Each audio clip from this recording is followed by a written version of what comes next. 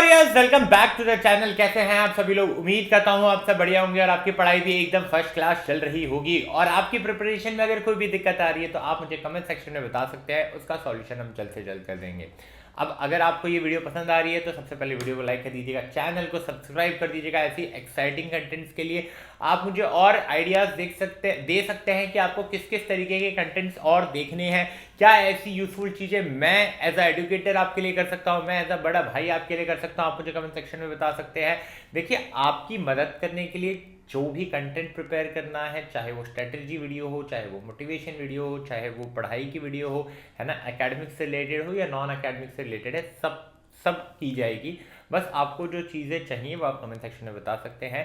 Telegram का link आपको description से मिल जाएगा, आप टेलीग्राम चैनल ज्वाइन कर लीजिएगा। जल्द ही वहाँ पर काफ़ी सारी चीज़ें, यूजफुल कंटेंट शेयर किया जाएगा। So don't miss out the Telegram channel, link आपको डिस्क्रिप्शन से मिल जाएगा। चलिए, अब अगर आप चैनल पहली बार विजिट कर रहे हैं तो ये चल रही है योदा सीरीज। योदा सीरीज में class 10th science and maths दोनों के लिए हम चैप्टर वाइज पीवाईक्यू करा रहे हैं। फर्स्ट क्वेश्चन आपके माइंड में ये आ रहा होगा कि क्यों पीवाईक्यू करें। यार, पीवाईक्यू में बार बार यही बता रहा हूँ कि आपको प्रीवियस ईयर्स में क्लास 10th एग्जामिनेशन, जो बोर्ड एग्जामिनेशन होता है, वहाँ पे जो क्वेश्चन पूछे जाते हैं उन क्वेश्चन से अवगत कराती है ये सीरीज, है ना। इसीलिए आपको पीवाईक्यू देखना है, क्योंकि पीवाईक्यू ही आपको उन क्वेश्चन से अवगत कराएगा। क्योंकि पीवाईक्यू का मतलब क्या है? Previous year questions. अब अगर आप करते हो तो आपको पता चलता है कि किसी चैप्टर में किसी भी टॉपिक की रेलेवेंसी क्या है, मुझे कितना पढ़ना है, इस टॉपिक में कितना टाइम एलोकेट करना है। ऐसा हो सकता है कोई टॉपिक आ ही ना रहा हो, है ना, बहुत कम पूछा जा रहा हो, तो उसमें मैं कम समय दूंगा। जिस टॉपिक में से ज़्यादा पूछे जाने वाला है तो वहाँ मैं ज़्यादा टाइम दूंगा। तो इस तरीके से आप अपने टाइम को डिस्ट्रीब्यूट कर सकते हो। इसके लिए आपको सबसे पहले पीवाईक्यूज करने होंगे। देन नेक्स्ट क्वेश्चन माइंड में ये आ रहा होगा कि इस वीडियो को क्यों देखें। यार, इस वीडियो को इसीलिए देखो कि पहली चीज़, अगर आपका सिलेबस हो चुका है तो आप इसको देखो, क्योंकि ये एज अ टेस्ट सीरीज काम करेगी। जैसे ही क्वेश्चन आ रहा है पॉज कीजिए, अटेम्प्ट कीजिए, at the end of the video देखिए टोटल इतने क्वेश्चन अटेम्प्ट किए थे, इतने क्वेश्चंस थे, इतने करेक्ट हुए, इतने अनकरेक्ट हुए। तो जो करेक्ट परसेंटेज होता है ना, कि कितने क्वेश्चन करेक्ट हैं, उसका जो परसेंटेज होता है वो कैलकुलेट कर लीजिए। इससे आपको आइडिया आएगा यार कि मैं कहाँ पर स्टैंड आउट करता हूँ, एंड वो आप कमेंट सेक्शन में भी मेंशन कर सकते हैं। समहाउ आपका सिलेबस मान लीजिए कंप्लीट नहीं हुआ है तो भी देखिए एज अ रिवीजन सीरीज काम करेगी कि आपको अगर कंसेप्ट थोड़ा बहुत पता है तो जब इस क्वेश्चन को आप करोगे तो क्वेश्चन के साथ साथ हम उससे रिलेटेड कंसेप्ट भी समझा रहे होंगे। तो सिर्फ यहाँ ऐसा नहीं है कि क्वेश्चन अच्छा इसका आंसर ये है, अच्छा ये होता है। उस पूरे टॉपिक को बताया जाएगा, आपको उससे रूबरू कराया जाएगा, पूरा विजुअलाइज कराया जाएगा, पूरा फील कराया जाएगा। इसीलिए काफ़ी इंपॉर्टेंट वीडियो रहने वाली है, कहीं पर भी स्किप मत कीजिएगा, पेन एंड कॉपी लेके बैठ जाइए, ठीक है। एंड जो भी इंपॉर्टेंट चीज़ें आपको लग रही है सबको नोट डाउन कीजिए, ठीक है। चलिए शुरू करते हैं इस वीडियो को, काफ़ी लंबी हो रही है तो चलिए अब बातों में टाइम ना वेस्ट करके एक्चुअल हम लोग पीवाईक्यू सॉल्व करने चलते हैं। आज हम साइंस का chapter human eye and the colourful world करने वाले हैं, यानी कि फिजिक्स का चैप्टर है वो, chapter 2 of physics, human eye and colourful world. Let's start. Okay, question number 1 क्या है?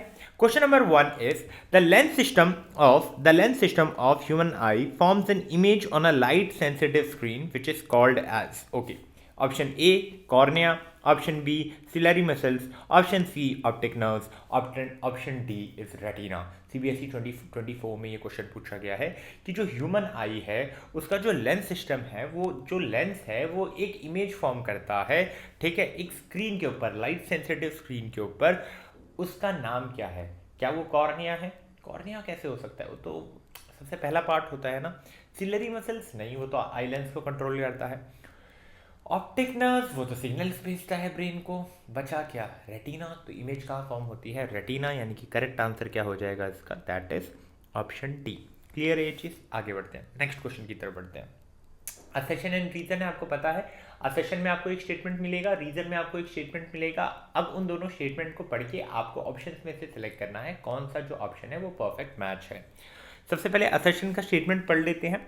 Myopic eye cannot see distant object distinctly. Okay, reason का स्टेटमेंट क्या बोल रहा है? For the correction of myopia converging lens of appropriate power are prescribed by eye surgeon. Option A क्या कहता है? Both assertion and reason is the correct, both assertion and reason are true and reason is the correct explanation of assertion.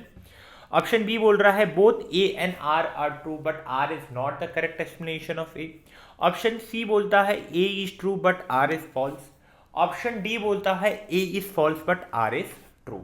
अब यहाँ पर दोनों statement को एक बार समझिए। असर्शन क्या बोल रहा है, myopic I can not C distant object distinctly. Distant object यानी कि दूर के ऑब्जेक्ट, मायोपिक आई यानी कि जब आपको दूर की चीजें नहीं दिखाई देती है ना, नियर साइटेडनेस जिसे कहते हैं। इस डिजीज में, ये ऐसी आई डिजीज है जहां पर आपको आई डिफेक्ट बोल सकते हो, ऐसा आई डिफेक्ट है जिसमें आपको दूर की चीजें नहीं दिखाई देती हैं। तो ये स्टेटमेंट परफेक्टली करेक्ट है। जब मैं रीजन वाले स्टेटमेंट को पढ़ता हूं कि मायोपिक आई को अगर आपको करेक्ट करना है तो आपको सर्जन जो है वो कन्वर्जिंग लेंस प्रिफर्ड करेंगे, जो भी अप्रोप्रिएट पावर होगा। कन्वर्जिंग लेंस और डाइवर्जिंग लेंस क्या होता है?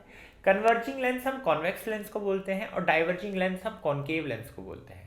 तो यहां पर क्या मैं कन्वर्जिंग लेंस यूज करूंगा? मायोपिक आई में मैं कन्वर्जिंग लेंस यूज नहीं करूंगा, क्योंकि मायोपिया में इमेज आगे बन जाती है, रेटिना के आगे बन जाती है। तो उस केस में हम लोग क्या यूज करेंगे? हम लोग डाइवर्जिंग लेंस यूज करेंगे, ताकि जो रेज जब आई लेंस के पास पहुंचे तो थोड़ा स्प्रेड आउट हो, ताकि वो इमेज जो बन रही हो वो कहां पर बन रही हो? रेटिना पे बन रही हो। तो यहां पर कन्वर्जिंग लेंस यूज नहीं करेंगे, डाइवर्जिंग लेंस यूज करेंगे, जो कि हो जाएगा आपका कॉनकेव लेंस। तो यहां पर अगर आप देखते हो असर्शन का स्टेटमेंट सही है, बट रीजन का स्टेटमेंट जो है वो फॉल्स है। क्लियर है ये चीज? ओके, आगे बात करते हैं। Next, again assertion and reason statement पढ़ लेते हैं। Red light signals are used to stop the vehicles on the road. Reason, red coloured light is scattered the most so as to be visible from a large distance. Okay, again same option है। अब directly statements को वापस एक बार समझते हैं। Red light signals are used to stop the vehicles on the road. Okay, clear है यार। जब भी हम लोग जाते हैं, गाड़ी से जा रहे हैं, बाइक से जा रहे हैं ना, तो हम सिग्नल्स तो बहुत सारे देखे होंगे। उसमें जब भी रेड सिग्नल होता है, आपको पता है गाड़ी आपको रोकनी है ना, वो मराठी में कहते हैं ना थांबा थांबा, तो आपको रुकना होता है। तो रेड सिग्नल पे तो गाड़ी रुकती है, बात एकदम करेक्ट है। रीजन की अगर मैं बात करता हूं, red coloured light scattered the most so as to be visible from a large distance. एकदम सही बात है कि जो रेड कलर्ड लाइट होती है वो काफ़ी ज़्यादा स्कैटर्ड होती है। तो एक अगर दूर के डिस्टेंस से भी मैं देख रहा हूँ, अगर मैं सिग्नल से काफ़ी दूर भी हूँ तो मुझे विजिबल रहेगा। स्टेटमेंट भी एकदम एग्जैक्टली करेक्ट है, यानी कि असर्शन का रीजन भी सही है और असर्शन का स्टेटमेंट भी सही है, और जो रीजन का स्टेटमेंट है वो भी सही है कि यार रेड कलर की जो लाइट होती है वो काफ़ी ज़्यादा स्कैटर होती है ना। ये स्टेटमेंट अपने आप में सही है। लेकिन क्या इसी वजह से आपने उसको ट्रैफिक लाइट में यूज किया था? तो इसका आंसर रहेगा नो। तो यहां पर एक चीज मुझे समझ में आ गई कि असर्शन एंड रीजन दोनों सही थे, बट रीजन जो था वो असर्शन का सही एक्सप्लेनेशन नहीं था। तो मैं ऑप्शन बी को चूज कर लूंगा। अब यहां पर आपके मन में ये क्वेश्चन हो रहा होगा कि सर जब रीजन सही है, वो रीजन का जो स्टेटमेंट है सही है कि रेड कलर्ड लाइट इसलिए यूज की जाती है कि वो बहुत ज़्यादा स्कैटर हो जाती है और काफ़ी डिस्टेंस से भी आप उसको वो विजिबल होती है, तो फिर यही होगा, इसी कारणवश हम यूज़ कर रहे होंगे। यार ऐसा स्पेसिफिकली नहीं है कि आप उसी लिए यूज़ करो, ये तो एक स्टैंडर्डाइजेशन है ना। एक स्टैंडर्डाइज्ड हो चुका है कि यार एक आपने कन्वेंशन ले लिया कि ठीक है रेड का मतलब है रुक जाओ, ग्रीन का मतलब है चल जाओ, तो बस वो एक कन्वेंशन है ना। कुछ ज़्यादा उसके पीछे ये वाला साइंस नहीं लगाया है उन्होंने। क्या एक चीज़ क्लियर है? चलिए, अगर ये चीज़ क्लियर है तो रीज़न ये आपको समझ में आ गया होगा कि रीज़न जो है वो करेक्ट एक्सप्लेनेशन नहीं है असर्शन का। That means option B is your correct answer. Next, assertion and reason की तरफ बढ़ते हैं।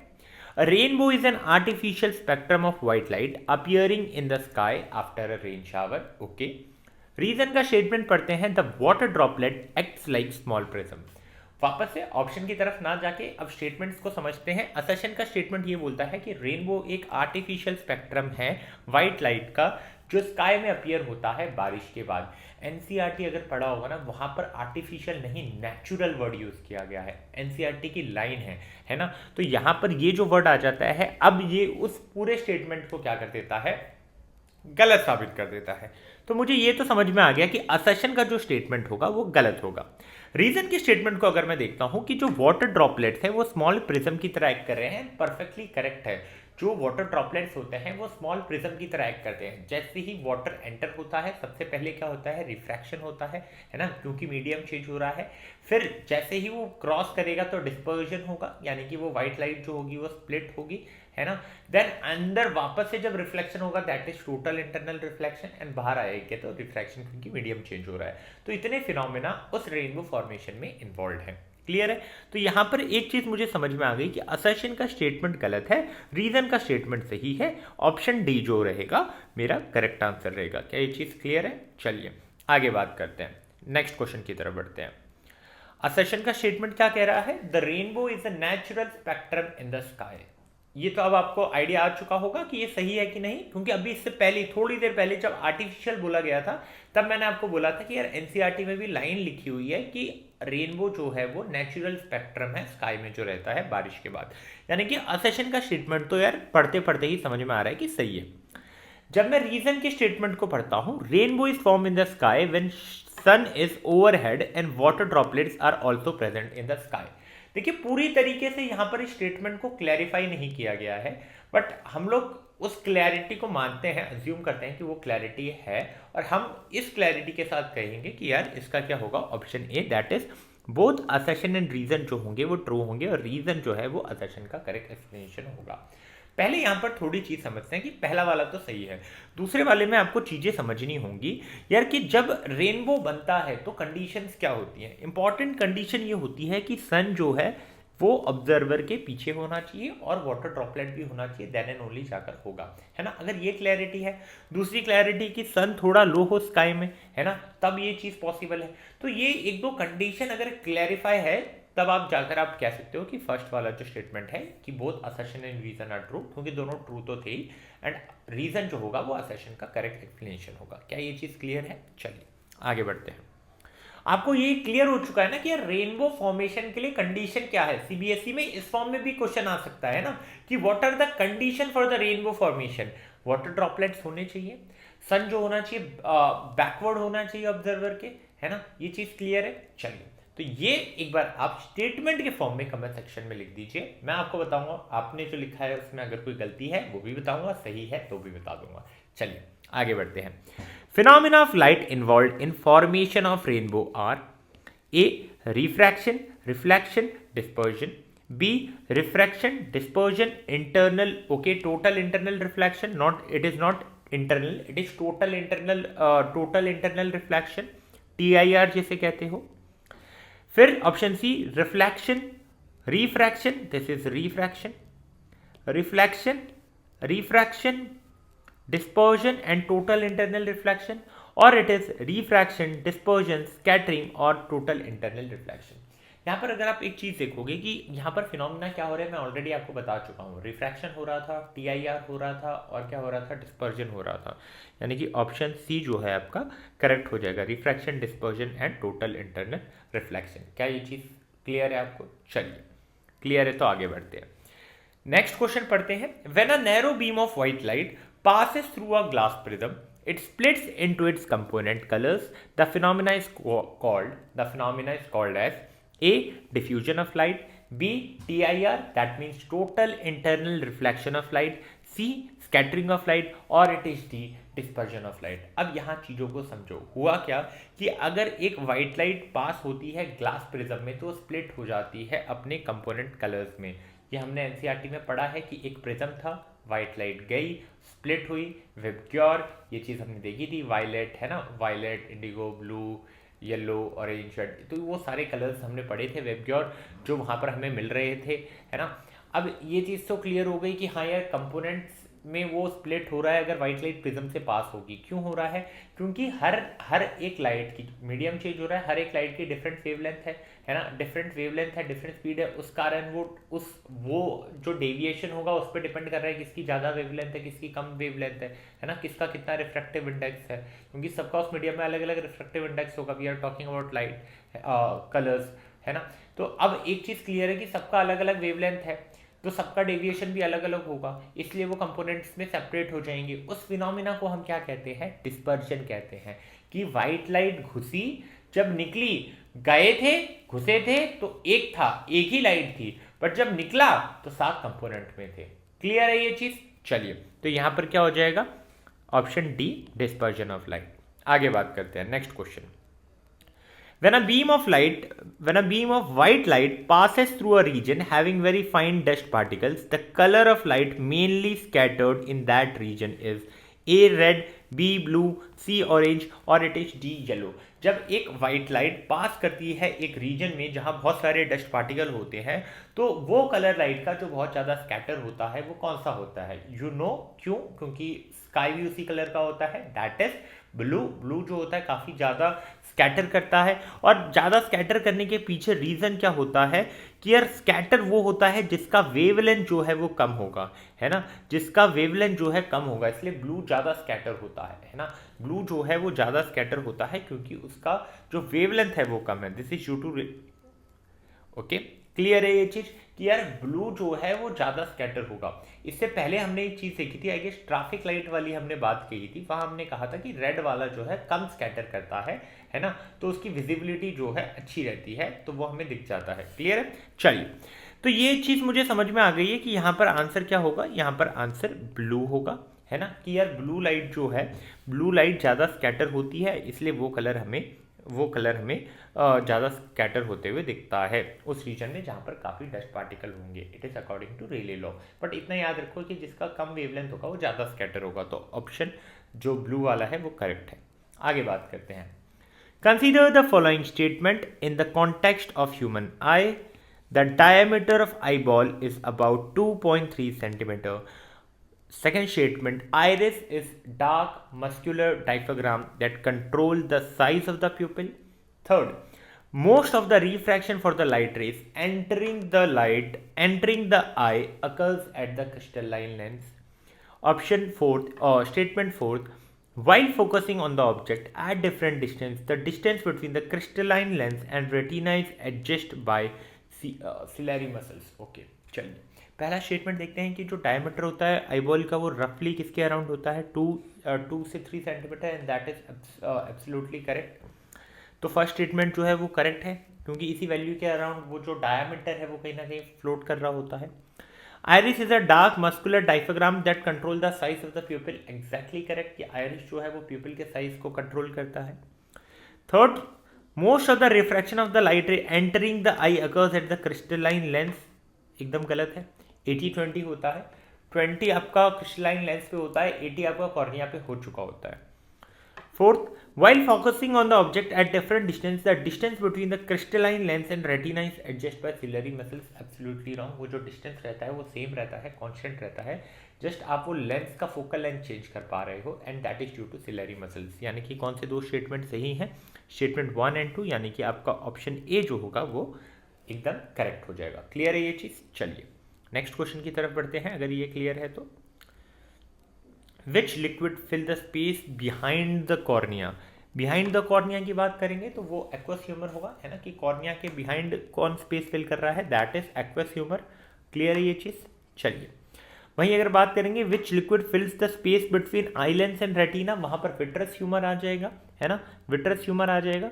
Behind the cornea it's aqueous humour, and between the eye lens and retina that is vitreous humour. क्या ये चीज क्लियर है, चलिए। Which part of the human eye control the amount of light entering the eye, तो इसका answer रहेगा iris.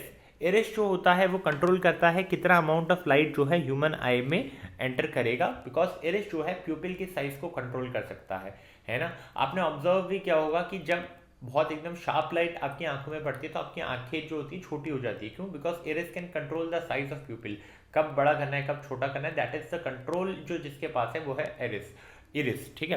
तो iris control कर सकता है कितना अमाउंट ऑफ लाइट एंटर करेगा और कितना नहीं करेगा, उसको कौन कंट्रोल करता है, कंट्रोलिंग पावर इरिस के हाथ में होती है। चलिए, what is eye lens made up of. Eye lens किसका बना होता है, तो आई लेंस एक transparent jelly like flexible protein fibre का बना होता है जिसे क्रिस्टलिन्स कहा जाता है। जिस फाइबर को इस तरीके से अरेंज किया जाता है ताकि लाइट जो है वो पास हो और फोकस किस पे आए, रेटिना पे वो फोकस हो, इमेज जो है वो रेटिना पे बने। क्लियर है ये चीज। आई लेंस किसका बना होता है, एक transparent flexible jelly like substance, ठीक है, jelly like protein fibre that is known as crystallins, है ना, और इस फाइबर को इस तरीके से अरेंज किया जाता है कि इमेज जो है वो रेटिना पे बन रही हो। क्लियर है, चलिए। Wise blind spot so called, blind spot को ब्लाइंड स्पॉट क्यों कहा जाता है, ब्लाइंड स्पॉट को ब्लाइंड स्पॉट इसलिए कहा जाता है कि वो ब्लाइंड होता है, नहीं, ब्लाइंड स्पॉट को ब्लाइंड स्पॉट इसलिए कहा जाता है क्योंकि वहां पर लाइट सेंसिटिव सेल्स यानी कि रॉड और कोन्स जो होते हैं, यानी कि ये दो चीजें लाइट सेंसिटिव सेल्स जिसे कहा जाता है, वो एब्सेंट रहता है, जिसके कारण वो किसी लाइट को डिटेक्ट नहीं कर पाते हैं और उसी कारणवश कोई भी इमेज वहाँ पर फॉर्म नहीं होता है। कहाँ की बात हो रही है? ब्लाइंड स्पॉट की। यहाँ पे कोई भी लाइट सेंसिटिव सेल्स होते नहीं हैं, जिसके कारण लाइट डिटेक्ट नहीं होती और इमेज यहाँ पर नहीं बनता है। क्लियर है ये चीज़? चलिए नेक्स्ट क्वेश्चन की तरफ। Why can you not see an object clearly if it is placed very close to your eyes? देखिए, जब भी आप ऑब्जेक्ट को पास दूर लेके जाते हो या पास लेके जाते हो तो आपकी सिलरी मसल जो होती है आपके आई लेंस को एडजस्ट करती है, बट जब ये बहुत ज़्यादा पास आ जाता है तो वो उतना एडजस्टमेंट हो नहीं पाता, इसलिए पास वाली चीज़ आपको ब्लर दिखती है। इसलिए कहा जाता है कि जो अगर आपको क्लियरली पढ़ना है तो मिनिमम 25 सेंटीमीटर आपकी आंख में और जो चीज़ आप रीड कर रहे हो उस चीज़ के बीच में 25 सेंटीमीटर का डिस्टेंस होना चाहिए, तभी वो क्लियर बनेगा। बिकॉज आप जब भी पास या दूर लेके जा रहे हो आपका सिलरी मसल्स लेंस के शेप को ना एडजस्ट कर रहा है ना, डिपेंडिंग अपॉन द रिक्वायरमेंट वो शेप हो रहा है कि अगर बहुत दूर लेके जा रहा है तो अलग शेप होगा, पास लेके आ रहा है तो अलग शेप होगा। क्लियर है ये चीज? चलिए next question. Name the part of the human eye that helps in changing the focal length of the eye lens and that is ciliary muscles, है ना। दैट इज क्या है? Ciliary muscles. ये मैं ऑलरेडी बता चुका हूं काफी बार कि भाई कौन सा पार्ट है ह्यूमन आई का जो फोकल लेंथ होता है आई लेंस का उसको चेंज करने में हेल्प करता है, दैट इज सिलरी मसल्स, है ना। एकोमोडेशन में भी हम इसका रोल देखेंगे। आगे बढ़ते हैं। Explain why do star twinkles and planets do not. Okay यार देखिए, स्टार जो है लाइट हमारे पास आती है, अब एटमॉस्फेयर में भी काफी लेयर्स होते हैं। हाँ, एटमॉस्फेयर में भी काफी लेयर्स होते हैं। उन लेयर्स में जो टेम्परेचर होता है वो टेम्परेचर काफी वेरी करता है ना। तो वहां पे जब वो आता है ना, लाइट आ रही होती है तो वो काफी मल्टीपल लेयर्स से पास हो रही होती है, मतलब वेरिंग डेंसिटी से पास हो रही होती है, जिसके कारण वहां पर आपको रिफ्रैक्शन देखने को मिलता है ना। एंड वो फिर जो लाइट सोर्स होता है वो हमें ऐसा लगता है कभी ब्राइटनेस कम ज़्यादा तो हमें लगता है वो ट्विंकल कर रहा होता है। प्लैनेट के केस में वो ज़्यादा पास होते हैं, लार्ज होते हैं, एंड प्लैनेट्स में काफ़ी सारे मल्टीपल टाइनी सोर्सेस होते हैं। अब उनका जो इफेक्ट होता है, कुछ टाइनी सोर्स का इफेक्ट दूसरे टाइनी सोर्स के इफेक्ट को क्या कर रहा होता है? कैंसिल आउट कर रहा होता है, इसलिए they do not twinkle, because जो ब्राइटनेस होती है आधों की और दूसरों की एक दूसरे को कैंसिल आउट कर रही होती है। क्लियर है चीज कि यार स्टार ट्विंकल करते हैं क्योंकि उनकी जो लाइट है वो अर्थ एटमॉस्फेयर से पास होती है। वेरिंग टेम्परेचर होने के कारण डेंसिटी डिफरेंट होती है, जिसके कारण ब्राइटनेस चेंज होती है और हमें ऐसा लगता है यार कभी ब्राइटनेस कम हो रही है कभी ज़्यादा हो रही है, हमें लग रहा है स्टार ट्विंकल कर रहे हैं। बट प्लैनेट के केस में काफ़ी लार्ज होते हैं, है ना, तो उनकी जो लाइट होती है वो मल्टीपल पॉइंट से आ रही होती है जो एक दूसरे को एवरेज आउट करते हैं, जिसके कारण उनकी जो ब्राइटनेस है दैट इज स्टडी। क्लियर है? चलिए नेक्स्ट क्वेश्चन की तरफ बढ़ते हैं। When do we say that a particular person is suffering from hypermetropia? कब हम कहेंगे? जब वो पर्सन ना पास की चीजें नहीं पढ़ पा रहा है। अगर मैं बैठ के किताब यहाँ लेके बैठ रहा हूँ और मुझे क्लियरली विजिबल नहीं है, यानी कि मुझे हाइपरमेट्रोपिया है, यानी कि मुझे पास की चीजें नहीं दिख रही। If I am not capable to see distant object, जैसे मेरी यहाँ पर आप देख रहे हो, मेरी आंख, मैं दूर की चीजें मुझे नहीं दिखती है, तो मेरे को मायोपिया हो रखा है, मैंने उस हिसाब से वो लेंस यूज कर रखा है जो मायोपिया में करते हैं, दैट इज कॉनकेव लेंस, है ना। मायोपिया के केस में इमेज आगे बनती है, हाइपरमेट्रोपिया के केस में इमेज पीछे बनती है। क्लियर है? रेटिना के आगे, रेटिना के पीछे। List 2 causes of this defect. Okay, क्या कॉजेज होते हैं इस डिफेक्ट के? नंबर वन क्या होता है? आई बॉल्स जो होते हैं वो शॉर्टेंड हो जाते हैं और जो आई लेंस की पावर होती है वो लो होती है, काफ़ी लो होती है उसकी कन्वर्जिंग पावर। जो आई लेंस होता है वो काफ़ी वीक हो जाता है, इसका मतलब वो लाइट को बेंड नहीं कर पा रहा ताकि वो प्रॉपरली फोकस कर सके रेटिना के ऊपर। दूसरी चीज ये होती है कि आई बॉल काफी शॉर्ट हो चुकी होती है, इसका मतलब होता है रेटिना जो है वो लेंस के काफी पास होता है एंड इस हिसाब से जो लाइट होती है वो फोकस करती है पीछे। क्लियर है? Convex lens converging. Okay, hypermetropia की बात कर रहे थे हम, ठीक है। ये हाइपरमेट्रोपिया हो गया है, तो हाइपरमेट्रोपिया के केस में भी नो की इमेज जो बन रही होगी वो पीछे बन रही होगी। अब पीछे क्यों बन रही होगी? क्योंकि जो आई बॉल है वो काफी शॉर्ट हो चुका होगा, तो डिस्टेंस जो है रेटिना और आई बॉल के बीच में वो डिस्टेंस काफी कम हो चुका होगा, इसलिए इमेज हाइपरमेट्रोपिया में पीछे बनती है। मैंने बताया है मायोपिया में आगे बनती है, हाइपरमेट्रोपिया में पीछे बनती है। यू नो द 2 रीजंस, पहला कन्वर्जिंग पावर लेंस की कम होती है एंड दूसरा डिस्टेंस जो है आईबॉल और रेटिना के बीच में काफी कम रहती है, जिसके कारण इमेज पीछे बनता है। अब यहाँ पर आप कॉन्वेक्स लेंस यानी कि कन्वर्जिंग लेंस यूज करोगे, है ना, कन्वर्जिंग लेंस यूज करोगे जो कि लाइट को कन्वर्ज करेगा बिफोर, जब वो आई लेंस में एंटर करे। आई लेंस में एंटर होने से पहले ही वो थोड़े जो रेज है, लाइट रेज है, वो कन्वर्ज हो जाएंगी, जिससे इमेज जो है प्रॉपरली किस पे बनेगी, रेटिना पे बनेगी। क्लियर है? चलिए नेक्स्ट क्वेश्चन की तरफ बढ़ते हैं।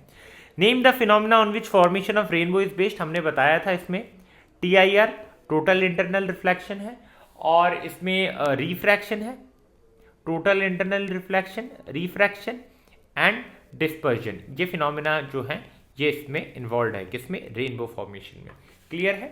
रिफ्रैक्शन क्या होता है? रिफ्रैक्शन यानी कि ऐसा फिनोमिना जब लाइट एक मीडियम से दूसरे मीडियम में जाता है तो लाइट की बेंडिंग होती है, तो bending of light when it travels from one medium to another, that is known as refraction. Dispersion क्या होता है? लाइट का स्प्लिट होना, एक व्हाइट लाइट होता है उसका अपने कंपोनेंट कलर्स में स्प्लिट होना, that is dispersion. Total internal reflection क्या होता है? यार जब पहले क्या हुआ कि लाइट घुसी एक मीडियम से दूसरे मीडियम में तो रिफ्रैक्ट हुई, फिर उसके बाद डिस्पर्जन हुआ, है ना, स्प्लिटिंग हुई कंपोनेंट कलर्स में, देन फिर वो क्या हुए, कंपोनेंट कलर्स जो स्प्लिट हुए थे वो ड्रॉपलेट के अंदर ही रिफ्लेक्ट हुए, उससे क्या कहा गया, टोटल इंटरनल रिफ्लेक्शन। और ये प्रोसेस साथ में होती है तीनों, तो आपको क्या दिखता है, रेनबो दिखता है। कंडीशंस क्या होती है मैं ऑलरेडी स्पेसिफाई कर चुका हूँ। नेक्स्ट क्वेश्चन की तरफ बढ़ते हैं। Name the component of white light that deviate the least and the component of white light that deviate the most while passing through a glass prism। मान लीजिए व्हाइट लाइट है, अपने 7 कंपोनेंट में टूटती है वेबक्योर, तो जो आपका वायलेट कलर होगा और जो आपका रेड कलर होगा, रेड कलर सबसे कम डेविएट हो रहा होगा और वायलेट कलर जो है सबसे ज़्यादा डेविएट कर रहा होगा। रेड कलर की अगर बात करते हैं तो सबसे कम डेविएट करता है, क्यों? क्योंकि उसका वेवलेंथ सबसे ज़्यादा होता है, इसीलिए वहाँ पर बेंडिंग कम होती है। वायलेट कलर की बात करेंगे तो वेवलेंथ जो होता है सबसे कम होता है। जब सबसे कम वेवलेंथ आपका होता है तो उस केस में बेंडिंग जो होती है वो सबसे ज़्यादा होती है।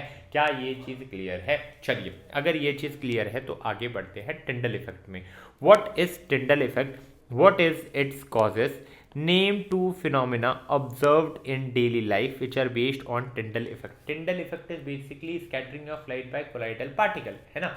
आप Tyndall effect को क्या बोलते हो? scattering of white light by colloidal particle। For example कि मान लीजिए कि आपने कोई एक सॉल्यूशन ले रखा है ना, आपके पास लेट से एक क्या है, आपके पास एक ग्लास में पानी है, आपने उसमें हल्का सा मिल्क डाल दिया है, एंड जब आप फिर एक रे ऑफ लाइट पास करोगे तो वो स्कैटर होगी, that is known as Tyndall effect, की लाइट की स्कैटरिंग हो रही है। एक रूम में डस्ट पार्टिकल है, सनलाइट आ रही है, तो आपको जो पाथ होता है सनलाइट का वो विजिबल होता है, दैट इज ऑल्सो क्या, दैट इज ऑल्सो टिंडल इफेक्ट, है ना। और स्काई, और क्या फिनोमिना होता है, जो स्काई का कलर होता है, दैट इज ऑल्सो लाइट, जो ब्लू कलर होता है स्कैटर होता है, इसलिए आपको ब्लू कलर दिख रहा है स्काई का, है ना, that is also blue colour of sky is also due to Tyndall effect, है ना।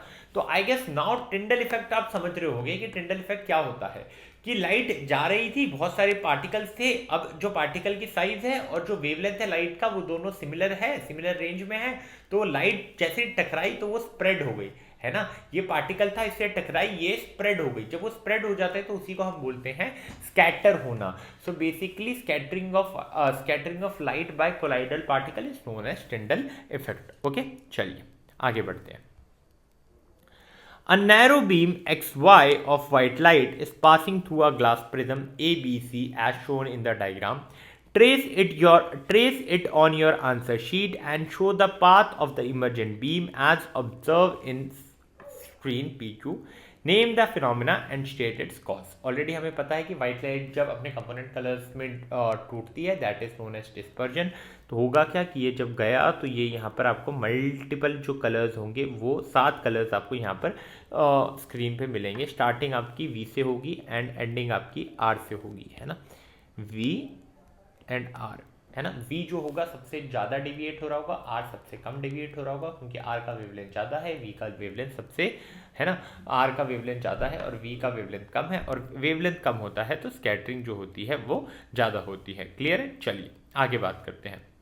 It is observe that power of an eye to see near by object as well as far off object diminish with ages. Okay, उम्र के साथ ऐसा होता है कि पास की चीज़ें देख पाना, दूर की चीज़ें देख पाना दोनों मुश्किल हो जाता है। इस रीज़न के लिए आपको स्टेटमेंट देना है, इस डिफेक्ट का आपको नाम बताना है, और आपको फिर डायग्राम ड्रॉ करना है कि भाई क्या लेंस यूज़ किया जाए ताकि आप अपनी विजन को रिस्टोर कर सको। इस केस में सबसे पहला रीज़न यार, जब एज होती जाती है ना, एज के साथ साथ जो आपकी सिलरी मसल्स है वो कमज़ोर होती जाती है।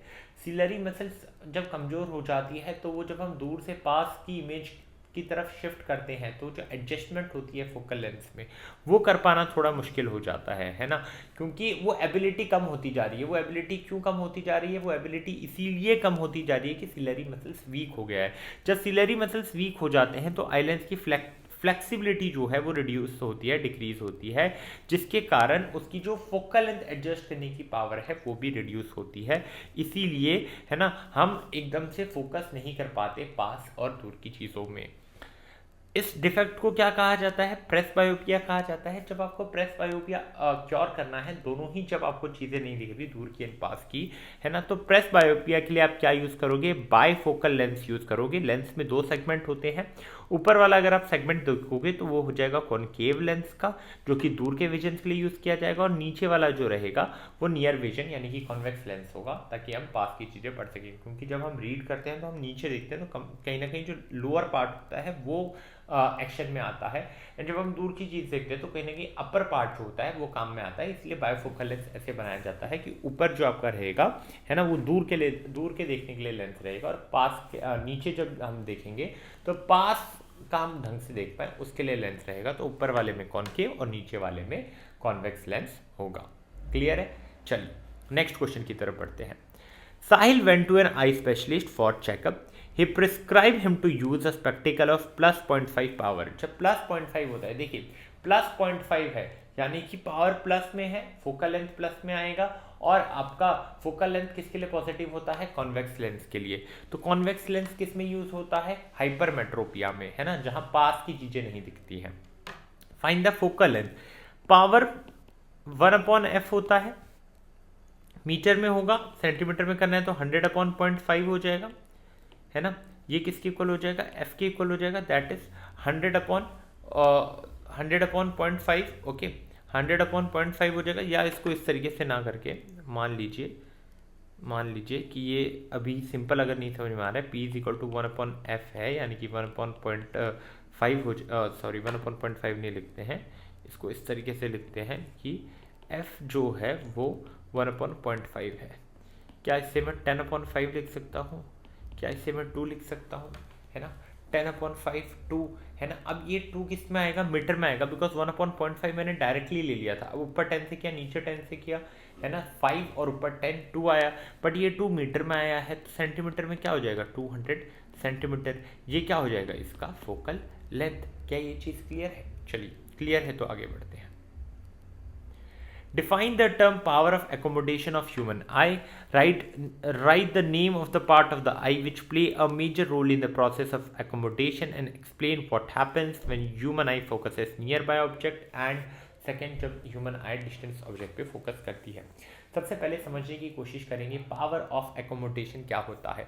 पावर ऑफ एकोमोडेशन बताता है ह्यूमन आई की एबिलिटी को कि वो अपने फोकल लेंथ को किस हिसाब से एडजस्ट कर पाता है ताकि वो ऑब्जेक्ट्स देख सके अलग अलग डिस्टेंस पे। क्या ये चीज़ क्लियर है? जब अगर आपको देखना है अलग अलग डिस्टेंस पे तो आपकी आई में एक एबिलिटी होता है, that is known as accommodation. And वो कैसे देख पाता है भाई? वो जो आई लेंस है उसका जो शेप है उसको चेंज करके। फॉर एग्जाम्पल इसमें सबसे पहले रोल देख लेते हैं कि कौन कौन सा पार्ट इसमें हेल्प कर रहा होता है। तो जो पार्ट हेल्प कर रहा होता है वो होता है सिलरी मसल्स। क्या ये चीज़ क्लियर है?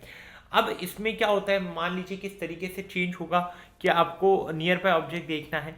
जब आपको नियर बाय ऑब्जेक्ट देखना है तो सिलरी मसल्स कॉन्ट्रैक्ट होती हैं, जिसके कारण लेंस जो है वो थिकर हो जाता है। लेंस जब थिकर होता है तो फोकल लेंथ क्या होगा? डिक्रीज होगा। इसके कारण हम क्या होगा? नियर बाय ऑब्जेक्ट हम जो है वो देख पाएंगे। क्लियर है? अब जब हमें दूर की चीज़ें देखनी होती है, तो आई मसल्स जो होते हैं, दूर की चीज़ें देखनी होती है तो आई मसल्स शो होते हैं, वो रिलैक्स होते हैं, जिसके कारण लेंस जो है वो थिनर बन जाता है, जिसके कारण फोकल लेंथ बढ़ जाता है और जिसके कारण हम दूर की चीज़ें देख पाते हैं। क्या ये चीज़ क्लियर है कि हमें दूर की चीज़ें देखनी है, पास की चीज़ें देखनी है तो किस तरीके से हमारा आई लेंस में वेरिएशन आएगा?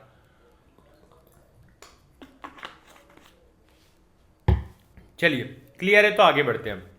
Next question, a person suffering from presbyopia needed bifocal lens if he needed two lengths of power minus 4 diopter and plus 2 diopter. Which one of these two lengths is for the correction of distance vision and what is its focal length? अगर मुझे distant vision के लिए देखना है, यानी कि मुझे दूर की चीज़ें, है ना, मुझे मान लीजिए मायोपिया है, मुझे दूर की चीज़ें नहीं दिख रही है, मायोपिया के केस में इमेज आगे बन जाती है, तो आई लेंस में रेज आए उससे पहले मैं चाहता हूँ स्प्रेड हो जाए, तो मैं डाइवर्जिंग लेंस यानी कि कॉन्केव लेंस यूज़ करूँगा, है ना। अब अगर मैं कॉन्केव लेंस की बात करता हूँ तो कॉन्केव लेंस के लिए फोकल लेंथ नेगेटिव होता है, यानी कि अगर मैं मायोपिक आई की बात कर रहा हूँ तो उस केस में उसका फोकल लेंथ पावर क्या हो जाएगा, -4, और फोकल लेंथ क्या हो जाएगा, 1/p। 1/p की जब मैं बात करता हूँ, है ना, 1/p की जब मैं बात करता हूँ तो ये 1/-4 आता है, और जब मैं 1/-4 की बात करता हूँ, ठीक है, तो ये कितना आ गया, 0.25। अब जब ये -0.25 आता है और इंटू आप 100 करोगे तो ये कितना आ जाएगा, 250। क्या ये चीज़ क्लियर है? तो कितना आ जाएगा, 250। 100 नहीं, 100 ही मल्टीप्लाई कर रहे हैं ना, तो it is not 250, it is 25। तो उस केस में फोकल लेंथ क्या आ जाती है, 25 सेंटीमीटर आ जाती है। क्लियर है? इससे पहले यहाँ पर हमने क्वेश्चन किया था, वहाँ पर बहुत ज़्यादा आ रहा था आई लेंस, कितना आ रहा था, है ना, 1/0.5 यानी कि 5 ओके, और फिर आप 100 से भी मल्टीप्लाई करोगे ना, क्योंकि मीटर में आ रहा है। चलिए ओके, ये क्वेश्चन भी हो चुका है। हाँ okay, which one of this two lens is used for the connection what is focal length, दोनों ही निकाल दिया है। फोकल लेंथ यहाँ पर क्या आ रहा होगा, नेगेटिव में आ रहा होगा, बिकॉज पावर जो है वो भी नेगेटिव में है। क्लियर है? आगे बढ़ते हैं। Next question, define the term power of accommodation. Again ability of eye की चेंज कर सके फोकल लेंथ, ताकि आप दूर की और पास की चीज़ों को बिना किसी दिक्कत के देख पाएँ। What happened to the image distance of the eye when we increase the distance of an object from the eye? Name and explain the role of the part of human eye responsible for it in this case. है ना, जब हम object को दूर लेके जाते हैं तो आई लेंस जो है अपना शेप चेंज करता है, ताकि इमेज जो है वो रेटिना पे ही बनी रहे, ताकि ये कॉन्स्टेंट इमेज बने। इस केस में सिलरी मसल्स हेल्प करता है, जो कि लेंस के शेप को चेंज करता है ना, उसको काफ़ी ज़्यादा कर्व करता है नियर ऑब्जेक्ट्स के लिए, एंड काफ़ी ज़्यादा फ्लैटर कर देता है दूर के ऑब्जेक्ट्स के लिए। क्लियर है? दैट इज आई लेंस को चेंज करने की ऑथोरिटी किसके पास है, सिलरी मसल्स के पास। आगे बढ़ते हैं। Name the part of eye where image is form by the eye lens, that is retina. What is the nature of the image form, that is real and erect. How is there sent to the brain. एक अगर मैं बात करता हूँ, real and inverted बनता है, not erect, real and inverted बनता है। बनता कहाँ पर है, रेटिना पे बनता है ना, और smaller than the actual object, ये बनता है। क्लियर है? कैसी इमेज बनेगी, स्मॉलर बनेगी, एकदम रियल इमेज होगी और इन्वर्टेड इमेज होगी, है ना। क्लियर है? नेक्स्ट क्वेश्चन की तरफ बढ़ते हैं। Study the diagram. देखिए यार, इतना अगर देख लिया है, एंड तक देख के जाओ, है ना, इतना अगर पेशेंस बन चुका है तो आप उन 1% 2% बच्चों में आएंगे जो लिटरली में काफ़ी हार्ड मेहनत कर रहे हैं, काफ़ी ज़्यादा एफर्ट्स लगा रहे हैं, तो थोड़ी एफर्ट और। Study the diagram given below and answer the following question. Name the defect of vision depicted in the diagram. Okay, जब रेटिना यहाँ होता है और उसके पीछे बन रहा है, that means it is hypermetropia.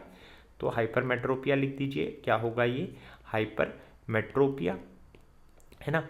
Hypermetropia का रीज़न क्या होता है, हाइपरमेट्रोपिया की अगर हम बात करते हैं तो लेंस काफ़ी वीक होता है, इसका मतलब लाइट को बेंड नहीं कर पाते।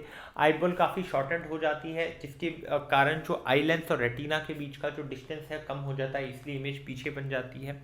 अब रे डायग्राम करेक्शन करना है। अब ये पीछे जा रहा है तो मैं चाह रहा हूँ कन्वर्ज हो जाए, अगर आई लेंस के पास आ रहा है तो कन्वर्ज के लिए मैं कॉन्वेक्स लेंस यूज़ करूँगा। कॉन्वेक्स यूज़ किया, कन्वर्ज हुआ, तो इमेज कहाँ बन रही है, आई लेंस में आने से पहले वो रे थोड़ी ज़्यादा कन्वर्ज हो गई, जिसके कारण अब जब वो आई लेंस से पास होगी तो इमेज कहाँ बनेगा, रेटिना पे। तो हाइपरमेट्रोपिया के लिए हम कॉन्वेक्स लेंस जो है यूज़ करेंगे, मायोपिया के लिए हम कॉन्केव लेंस यूज़ कर रहे होंगे। क्लियर है? चलिए, draw ray diagram to show the formation of rainbow in the sky.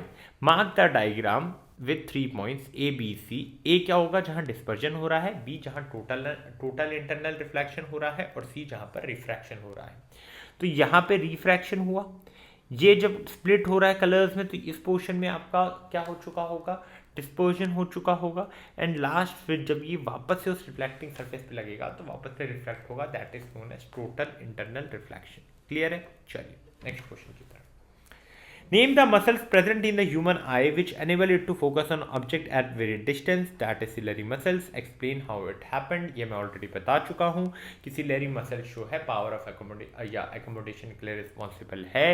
जब मान लीजिए हम दूर के ऑब्जेक्ट्स पे देख रहे होते हैं तो मसल जो होती है रिलैक्स होती है, जिसके कारण लेंस जो होते हैं वो थिनर हो जाते हैं, और ये जो तरीका है उससे फोकल लेंथ जो है वो बढ़ जाता है, जिसके कारण हम दूर की चीज़ें देख पाते हैं।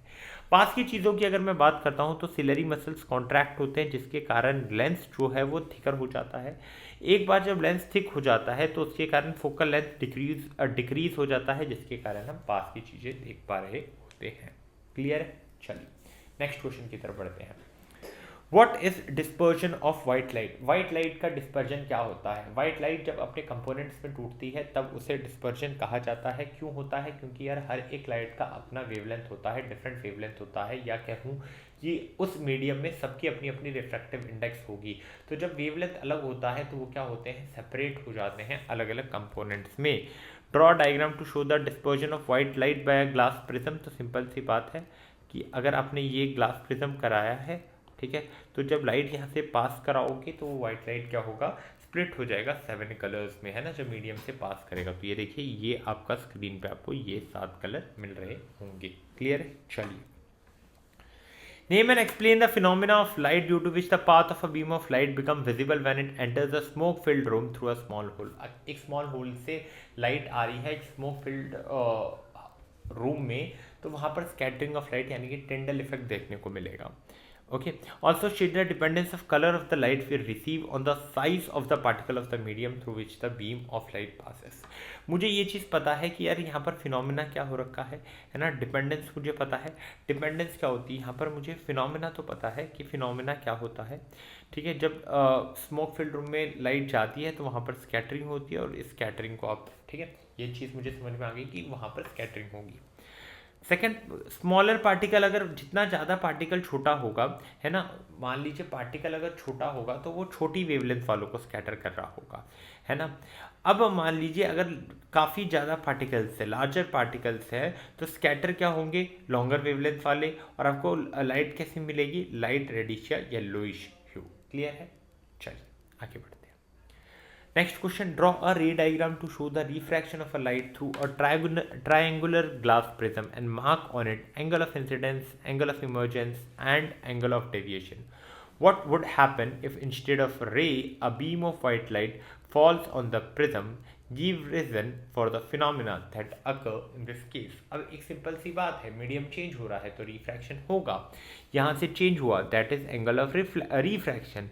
ये जब यहाँ गया तो ये क्या हो गया? Angle of refraction, that is एक क्या हो गया?